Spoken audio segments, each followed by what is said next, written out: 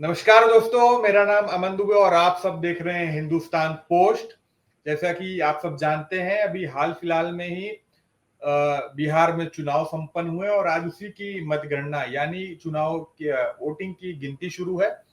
और अभी तक जो रुझान हमारे पास आ रहे हैं, जो आप सब भी टीवी में देखते रहेंगे, सोशल मीडिया पर देख रहे होंगे कि भाजपा कहीं ना कहीं 90 सीटों पर लीड बनाए बैठी है, जेडीयू 80 सीटों पर लीड बनाए बैठी है। उसके साथ ही आरजेडी, जो कि तेजस्वी जिसके मुख्य चेहरा थे सीएम बनने के, वो कहीं ना कहीं 31-32 पर आगे पीछे चल रहे हैं और वो अपने राघोपुर सीट से भी पीछे चल रहे हैं। उसके साथ ही जन सुराज पार्टी, जो कि प्रशांत किशोर की पार्टी थी, वो भी पीछे चल रहे हैं। तो इन्हीं सब विषयों पर चर्चा करने के लिए आज हमारे साथ जेडीयू के जिला सचिव सिवान जिला से मौजूद है सुशील गुप्ता जी, जो कि एक प्रवक्ता है, और उन्हीं से जानेंगे कैसा रहा बिहार में चुनावी माहौल और आज क्या माहौल है, जेडीयू पार्टी में क्या माहौल है और सीएम फेस कौन होगा। इन्हीं सब विषयों पर हमारे साथ बात करने के लिए सुशील गुप्ता मौजूद है। आपका बहुत बहुत स्वागत है सुशील गुप्ता जी हिंदुस्तान पोस्ट पर। आपको और आपके चैनल को देख रहे तमाम दर्शक बंधुओं का भी हमारे तरफ से हार्दिक अभिनंदन एवं स्वागत है। सुशील जी, रुझान बता रहे हैं कि एनडीए बहुमत बना चुकी है और उसके साथ ही एनडीए ने कहीं ना कहीं 150 का आंकड़ा जो है वो टच कर लिया है, लीड पर चल रही है। अभी तक कोई जीता या हारा नहीं है, लेकिन एनडीए जो है, आपके सहयोगी दल हैं भाजपा, रामविलास पासवान जी की पार्टी, एलजेपी, ये सब आगे बढ़ रहे हैं अपने अपने सीट पर। तो इसे कैसे देखते हैं आप?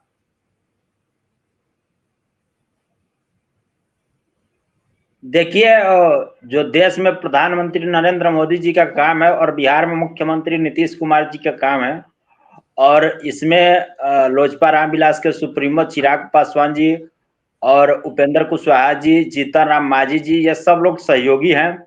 तो बिहार के मतदाताओं के मन में प्रधानमंत्री नरेंद्र मोदी जी और मुख्यमंत्री नीतीश कुमार जी के जो काम हुए हैं, जो विकास हुए हैं, जो बिहार में अमन चैन शांति बहाल हुई है, उन सब को देखते हुए जनता ने पहले से ही मन बना लिया था कि फिर बिहार में मुख्यमंत्री नीतीश कुमार जी के नेतृत्व में एनडीए की सरकार ही बनानी है।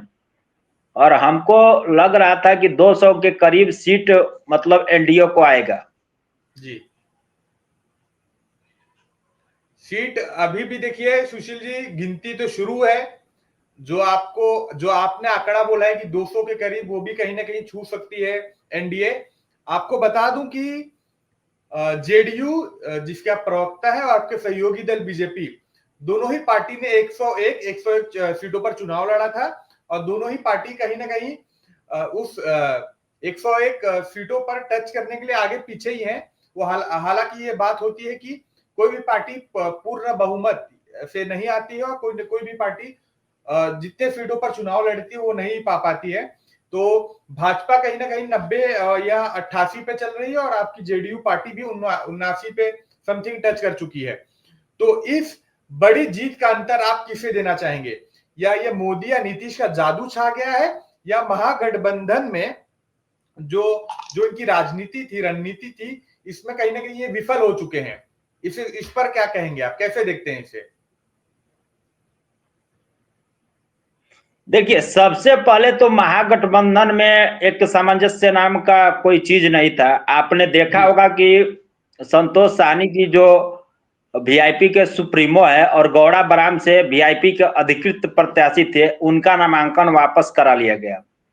और फिर आपने देखा होगा कि कांग्रेस जहां भी लड़ी वहां पर आरजेडी ने भी अपना प्रत्याशी दे दिया। तो ये जो आपसी सामंजस्य की कमी थी, और एक तो चीज ये था कि जो व्यक्ति अपना गठबंधन नहीं 5 दलों का संभाल सकता है, वो व्यक्ति बिहार क्या संभालेगा। तो मतदाताओं के मन में तो ये था कि बिहार को नीतीश कुमार जी ही बेहतर ढंग से संभाल सकते हैं, और संभाल के विकास करके अमन चैन शांति बहाल करके नीतीश जी ने बिहार वासियों को दिखा दिया है, और बिहार वासियों की पसंद नीतीश कुमार जी हैं। जी, एक इन सभी प्रश्नों से एक हट के प्रश्न पूछना चाहूंगा। अनंत सिंह मुकामा से उम्मीदवार हैं आप ही के पार्टी के, जेडीयू के।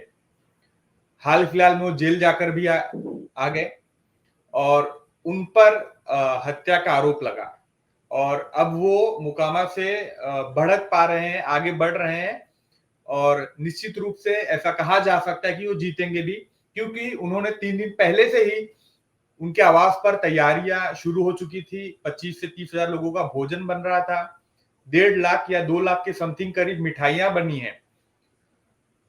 तो जब ये जीतेंगे, नीतीश कुमार के करीब पहुंचेंगे क्या? क्योंकि इन पर आरोप लग चुका है, एक मर्डर का एफआईआर इनके खिलाफ दर्ज हो चुकी है। देखिए, ये तो पुलिसिया अनुसंधान का विषय है कि वो मतलब क्या किए हैं क्या नहीं किए हैं, ये पुलिस जांच में ये सब चीजें स्पष्ट होगी और उसके बाद ही कुछ कहा जा सकता है। अभी पुलिसिया जांच में अनंत सिंह जी दोषी नहीं पाए गए हैं। आरोप तो कोई किसी के ऊपर कुछ भी लगा सकता है, लेकिन जो एजेंसियां है वो एजेंसियां जांच करेगी और उसके बाद जांच के पश्चात ही कुछ कहा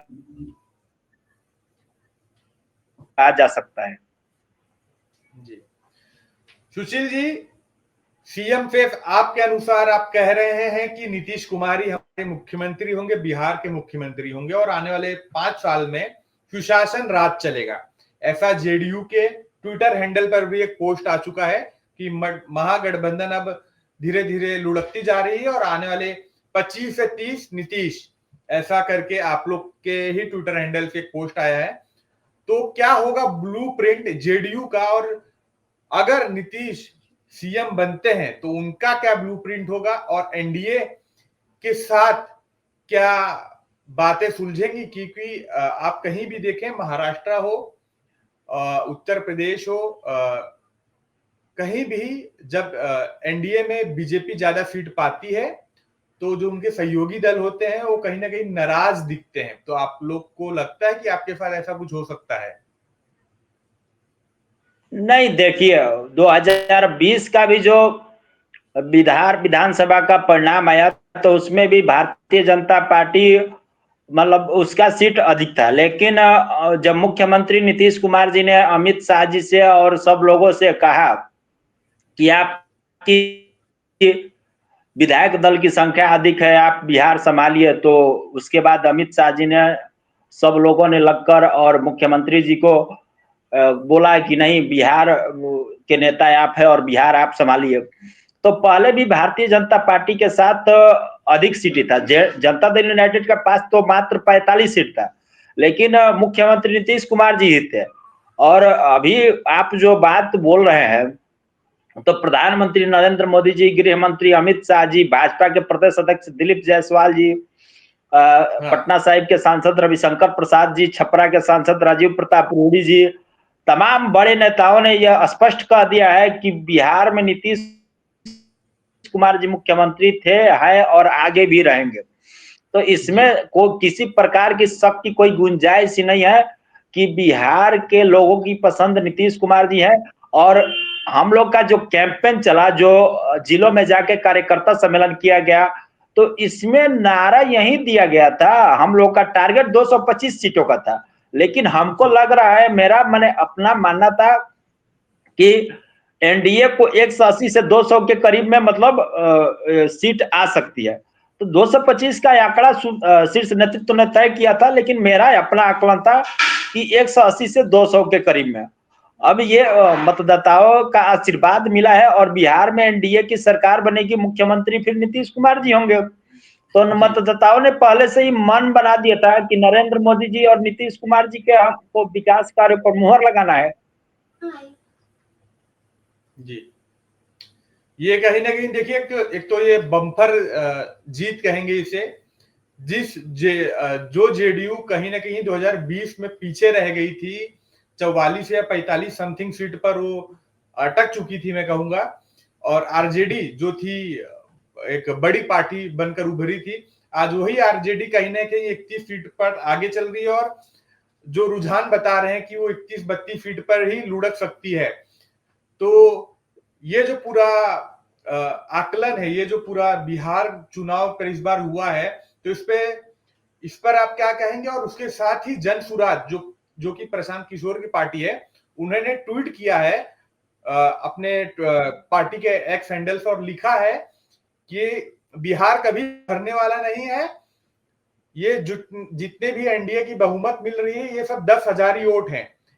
10,000 ही वोट उन्होंने इसलिए कहा है कि एनडीए की सरकार ने, नीतीश कुमार ने, प्रधानमंत्री नरेंद्र मोदी ने 10,000 रुपए का जो महिलाओं को सौगात दी थी उस पर उन्होंने तंज कसा है और कहा है कि आने वाले समय में जो महिलाएं 10,000 रुपए पाई थी अपने बैंक खातों में, वो 200 रुपए महीना पाएंगी। तो ये तंज कसा है जन सुराज ने आपके पार्टी पर, आपके एनडीए सरकार पर। इसको कैसे देखते हैं आप? अच्छा, एक बात बताइए, महिला जो भी है, अगर महिला अपने आत्मनिर्भर होती है तो इसमें किसी को परेशान होने की जरूरत क्या है? माननीय मुख्यमंत्री नीतीश कुमार जी ने मुख्यमंत्री महिला रोजगार योजना के तहत सिलाई मशीन के लिए, फल सब्जी की दुकान के लिए और बकरी पालन, गौ पालन या जो भी बिजनेस महिला अपना करना चाहती है, उन सबको के लिए एक अनुदान राशि दी है कि आप अपना जो व्यवसाय है वो करिए और नहीं तो बढ़ाइए। तो इसमें तंज कसने की क्या आवश्यकता है? इसका मतलब कि को जो व्यक्ति तंज कस रहे हैं उनको बिहार के महिलाओं से प्रेम नहीं है। बिहार की महिलाएं अगर आत्मनिर्भर होगी तो इसमें किसी को परेशान होने की जरूरत क्या है? जी जी, सुशील जी, एक आखिरी प्रश्न, उसके बाद हम समाप्त करते हैं। और जहां तक अनुमान है कि ये इंटरव्यू आते आते आप लोग की जीत मिली होगी आप लोगों को बिहार में, जो 79 और 80 और 75 सीटों पर आप लोग अभी लीड कर रहे हैं, वो कहीं ना कहीं आंकड़ा छूते दिखेगा। और जिस सीट पर आप लोग लीड कर रहे हैं वो सीटें कंफर्म आप लोग जीतेंगे, ये ऐसा अनुमान लगाया जा सकता है। तो एक आखिरी प्रश्न रहेगा मेरा ऐसा, जो नतीजे अभी चल रहे हैं तो इस नतीजों को आप कैसे देखते हैं? और इस इतना बड़ा आंकड़ा जेडीयू को छूने में आप बिहार की जनता को क्या संदेश देना चाहेंगे? देखिए, बिहार की जनता ने नीतीश कुमार जी को हमेशा से पसंद किया है और नीतीश कुमार जी ने वैसा काम भी किया है कि बिहार के मतदाताओं की पसंद वो है।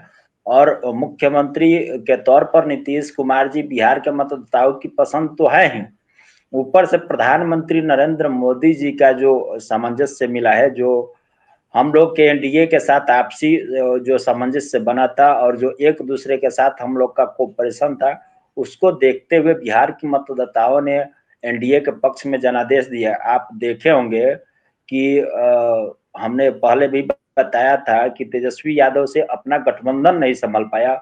राजद और कांग्रेस के कई जगह आपने देखा होगा कि प्रत्याशी आमने सामने खड़े थे। हाँ, वीआईपी सुप्रीमो जो गौड़ा बराम से संतोष सानी जी लड़ रहे थे, उनका नामांकन वापस करा लिया गया था। तो ये सब चीजें बिहार के मतदाता जागरूक हैं और ये सब चीज देख रहे हैं कि कौन बिहार को बेहतर ढंग से चला सकता है, संवार सकता है, सजा सकता है। और ये नीतीश जी 2005 से कर रहे हैं, तो नीतीश जी के नाम पर बिहार का चुनाव हुआ है और बिहार के मतदाताओं ने नीतीश जी को आशीर्वाद दिया है। जी, सुशील जी, बहुत बहुत धन्यवाद आपका हिंदुस्तान पोस्ट के साथ जुड़ने के लिए।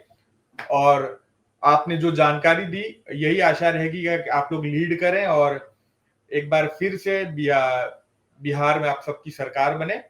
ये जनता के भी मन में भी यही प्रश्न रहेगा कि खुशी रहेगी कि आप लोग वापस से बिहार में एक बार राज करें और नीतीश ही बिहार के अगले सीएम हो। ये प्रश्न जो लोगों के मन में चल रहा था वो आपने क्लियर किया कि नीतीश ही अगले सीएम होंगे।